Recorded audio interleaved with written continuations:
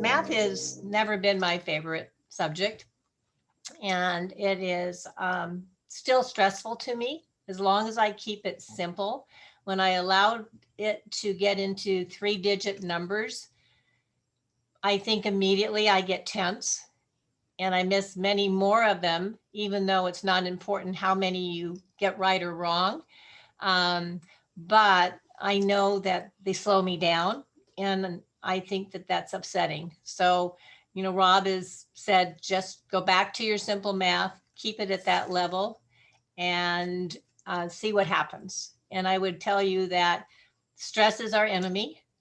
And so as soon as we allow the stress to come in, our focus goes many different directions, and we cannot do as well um, with the math at that moment. And it's very noticeable.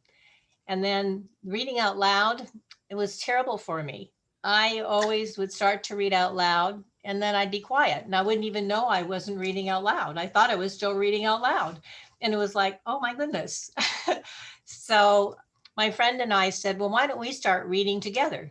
And first we were reading different books and fun books and, books about presidents and so forth. And it was great. We do it 15 minutes every morning at 8:30 in the morning for each of us. It takes us about 45 minutes because we like to chatter. Um, but we would both say we laugh, we learn. Right now we're reading about crows and we can barely pronounce all of the scientific words. We do a lot of laughing and realizing what we don't know. And it's our best time of our day often because it starts as happy and positive, and we've accomplished something for our stronger memory, and we just feel really good and it's behind us for the day. And then usually I do my math in conjunction with either before or after that.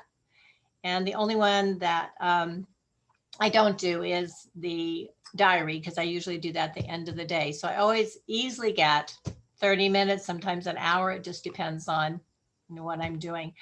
And sometimes I forget, I fall asleep and I never scold myself. I always accept that that's okay. And I'll catch up on the next day if I have to. But I'm pretty, even when I travel, it travels with me. And I think that the three of them together are really important. I think that the staying committed to it isn't always easy. And I think that's why having a partner to read with, and I've started many other partner groups now. If there were many of me, I would be reading many, many times with multiple people. But I read with one other lady right now, and I have 4 other pairs that are now reading out of my 9. So it's pretty exciting, and they're enjoying it.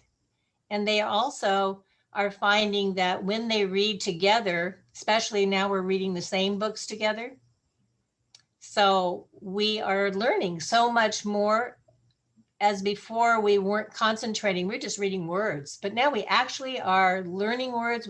We're on a Kindle when we're reading. We can poke on it and see what the word means immediately. Right. We can save things that, inspire us. So it's very exciting. And we never would have discovered that if it wasn't for Stronger Memory getting us, really focused on doing this. So I think these are just all great, great things to do. And we don't have to take any medicine to be able to improve ourselves.